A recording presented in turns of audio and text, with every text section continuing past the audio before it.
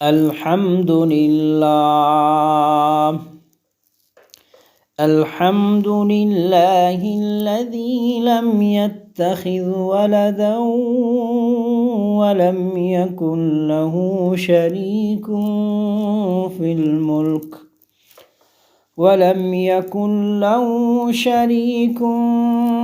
الملك ولم يكن له ولي من الذل وكبره تكبيرا.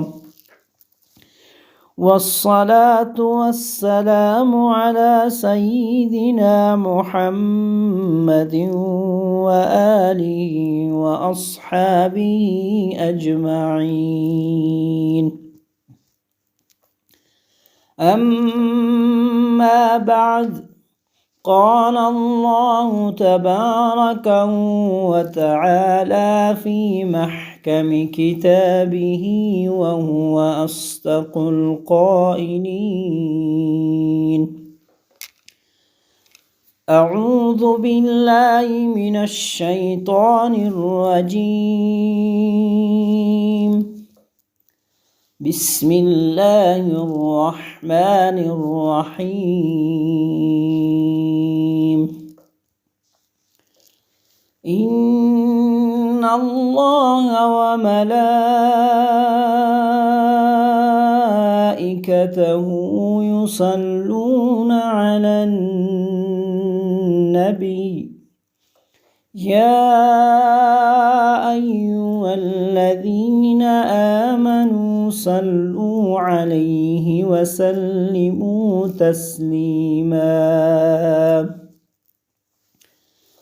وقال النبي صلى الله عليه وسلم: من صلى علي واحدة صلى الله عليه عشرا. صدق الله العظيم. وصدق رسوله النبي الكريم. ونحن على ذلك لمن الشاهدين والشاكرين. والحمد لله رب العالمين.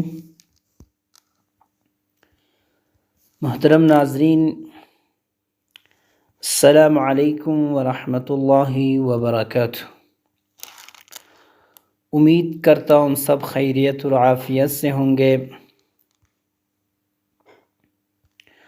آج گفتگو کے لیے جس عنوان کو انتخاب کیا گیا وہ ہے درود شریف کی فضیلت و اہمیت۔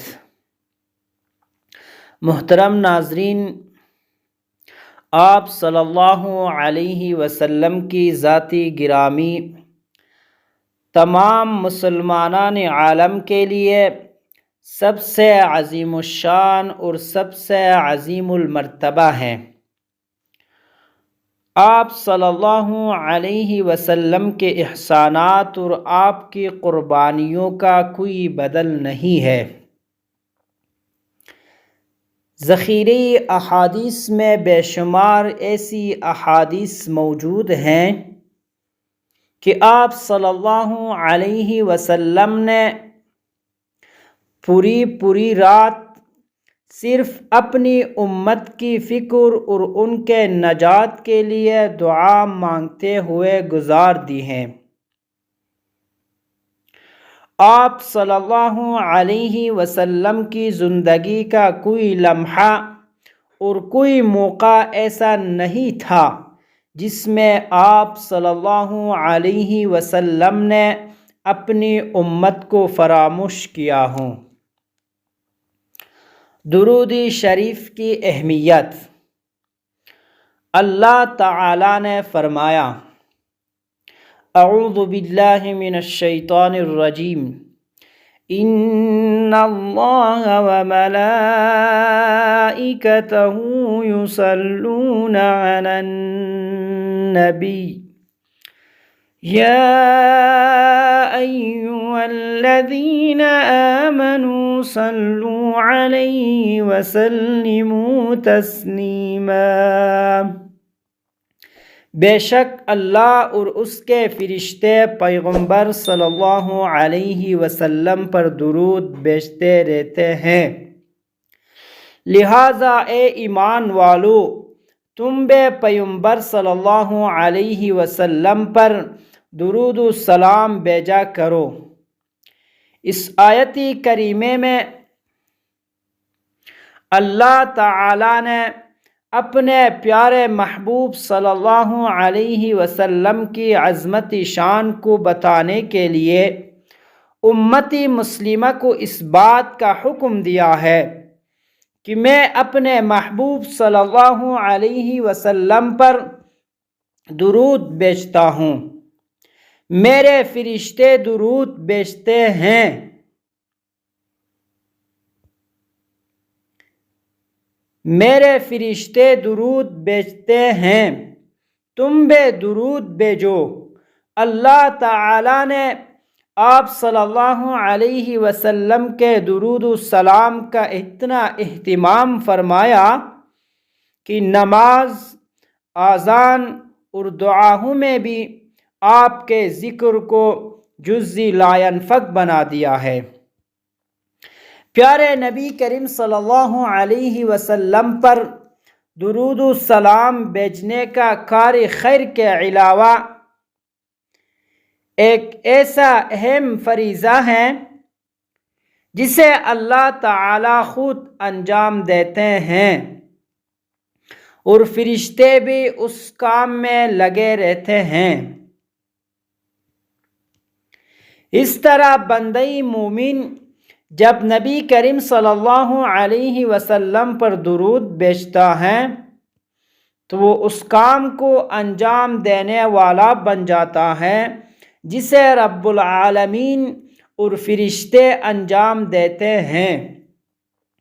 جب یہ آیت کریمہ نازل ہوئی تو صحابہ کرام رضی اللہ عنہم اجمعین نے پوچھا، یا رسول اللہ صلی اللہ علیہ وسلم، ہم تو سلام جانتے ہیں جو التحیات میں مذکور ہے، لیکن ہمیں صلوات کا طریقہ معلوم نہیں ہے۔ آپ صلی اللہ علیہ وسلم نے ارشاد فرمایا کہ درود ابراہیمی پڑھا کرو۔ درود ابراہیمی کی تعلیم آپ صلی اللہ علیہ وسلم نے بذات خود اپنی امت کو دیا ہے۔ درود ابراہیمی، درود شریف کا حاصل یہ ہے کہ بندہ مومن اپنے پیارے نبی کریم صلی اللہ علیہ وسلم پر کثرت سے درود پڑھیں۔ البتہ کن الفاظ میں درود پڑھنا چاہیے، اس سلسلے میں اہل علم کے بڑے طبقے کا ماننا ہے کہ جو درود شریف آپ صلی اللہ علیہ وسلم نے سکھائے ہیں انہیں پڑھنا زیادہ بہتر ہے، اور ان تمام درود میں سب سے جامع درود ابراہیمی ہے جسے نماز میں بھی پڑھا جاتا ہے۔ حاصل کلام یہ ہے کہ درود شریف کی کثرت ہو۔